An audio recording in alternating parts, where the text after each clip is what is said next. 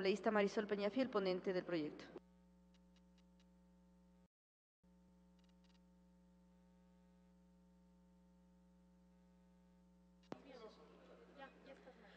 Muchísimas gracias, señora presidenta, colegas, asambleístas, pueblo ecuatoriano. No quiero referirme a las aseveraciones personales que hoy han circulado, sino que contestaré en profundo y estricto contenido jurídico y en derecho la sustentación de la Comisión de la Inmunidad a la Comisión de la Verdad. Para el pueblo ecuatoriano, los graves hechos de violencia a los derechos humanos, los secuestros, las torturas sistemáticas, las desapariciones forzadas, pese a su repetición por periodos prolongados durante mucho tiempo, no merecieron el reconocimiento de la sociedad civil y del Estado como un problema nacional y como un más claro de los derechos violados a los derechos humanos. Pero además, que esas mismas víctimas de violación de derechos humanos no han tenido la oportunidad de ser escuchados ni tomados en cuenta, ni se ha hecho nada en el Ecuador para reconocer y reivindicar la memoria de los mismos. Peor aún, proponer una política de reparación al daño y, por el contrario, se identifiquen estructuras de terror que existieron en tiempos determinados. Por el contrario, existieron gobiernos como el periodo social cristiano del periodo 1984 y 1988 que hicieron de la tortura, el crimen, la desaparición forzada una política de Estado. Tanto así que se instituyeron en el país centros de ultratumbas como los conocidos en Conocoto, en Quito, o el cuartel Modelo en Guayaquil, porque no habrá ni perdón ni olvido para las llamadas centros de donde se torturó y se violó los derechos humanos de alrededor de 870 víctimas de violación a los derechos humanos. Por eso es necesario entonces decirles a aquellos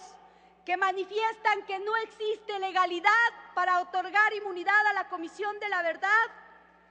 que existe doctrina, jurisprudencia y principio constitucional que determinan la existencia en referencia. Bajo decreto ejecutivo 305 del 3 de mayo del 2007, este gobierno asume la responsabilidad como política de reparación crear la Comisión de la Verdad, pues con el único hecho de no tener perdón ni olvido a los hechos de violación a los derechos humanos. La Comisión de la Verdad no ejerce facultades jurisdiccionales como aquí se lo ha dicho al inicio de este pleno y por ende no puede confundirse con un tribunal de excepción cuya existencia está prohibida por nuestra Carta Magna en el artículo 76, numeral 7, literal K de la Constitución. Pero hay otro principio fundamental que al parecer aquellos que quieren perdón y olvido no lo recuerdan.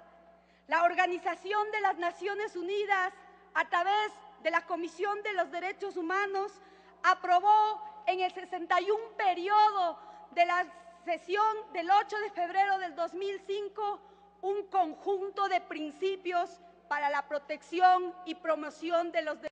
humanos mediante la lucha contra la impunidad. Y ese es el sentir de la creación de la Comisión de la Verdad y su inmunidad para sus miembros, la lucha contra la impunidad,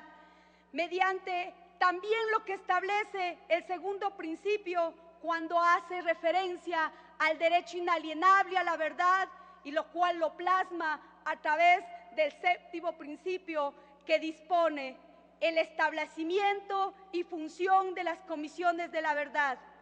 Teniendo en cuenta, dice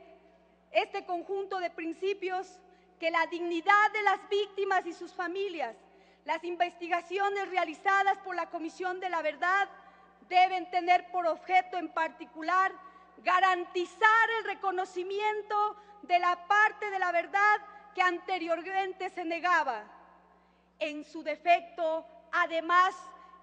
la Comisión Interamericana de Derechos Humanos, en su informe 11.481, cuando se refiere al caso sucedido en El Salvador con Monseñor Romero, manifiesta: el derecho a reconocer la verdad con respecto a graves violaciones de los derechos humanos, así como el derecho a conocer la identidad de quienes participaron en ellos, constituye, óigalo bien, compañeros y colegas asambleístas, una obligación de todo Estado parte en la Convención Americana, que debe satisfacer tanto respeto a los familiares de las víctimas como a la sociedad en general. Tales obligaciones también tienen su fundamento jurídico y de legalidad, como lo dispuesto en el artículo 1, numeral 1, artículo 8, numeral 1, artículo 25 y artículo 13 de la Convención Americana de los Derechos Humanos, convención de la cual el Ecuador es parte y su ratificación fue realizada con fecha 8 de diciembre de 1977. Además, me permito recordar que la ratificación de la competencia contenciosa ante la Corte Interamericana se realizó con fecha 24 de julio de 1984 mediante decreto ejecutivo 2768, posteriormente publicado en el Registro Oficial 795 del 25 de julio del mismo año. Si bien los dos puntos anteriores se pueden inferir a primera vista que son fundamentos del principio del soft law o derecho blando, denominado así en el derecho internacional, no es menos cierto que la costumbre, los principios generales de derecho y la jurisprudencia de tribunales internacionales son fuentes del derecho internacional, según lo que establece el artículo 38, numeral 1, literal B, del Estatuto de la Corte Interamericana de Justicia.